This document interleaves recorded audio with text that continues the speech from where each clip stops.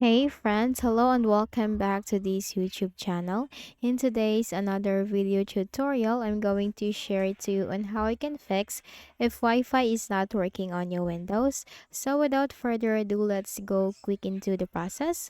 So first is we need to make sure that the WLAN autoconfig service is running on your Windows, because if it has stopped running, then you will really face the issue.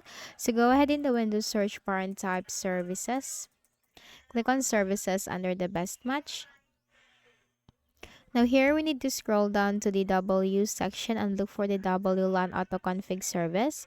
Once you find that, make a right click, select properties, startup type, that should be automatic. Then you have to click on start. If it has stopped running, click on apply, click on OK, and click on the restart button on the left pane. Then close this window. Now for the next method, we also need to make sure that our network driver is updated. So go ahead in the Windows search bar and type device manager.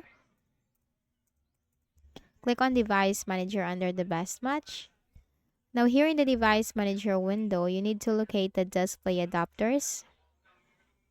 I mean like the network adapters, sorry for that. You need to locate the network adapters, this one. In here, you need to locate your connection or your Wi-Fi. Make a right click, then you have to select Update Driver. Search automatically for drivers. Now the best drivers for your device are already installed. Simply close this. And then make a right click at the start button, shut down or sign out, and restart the Windows. Then for the next method, we can run some commands in the Windows search bar. So go ahead in the Windows search bar, type CMD. Click on Run as Administrator. So we're going to run commands in the command prompt by searching for CMD in the Windows search bar. So type in here the first command, NATSH space winsock space reset. It's NATSH space winsock space reset. Hit enter.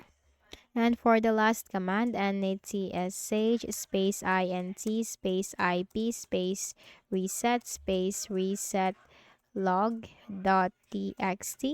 Hit enter. Restart the computer. To complete this action, type exit, hit enter. Then make a right click at the start button, shut down or sign out, and restart your Windows. So that's it. I hope this video helped you. Kindly please do not forget to hit the like button and subscribe to our channel.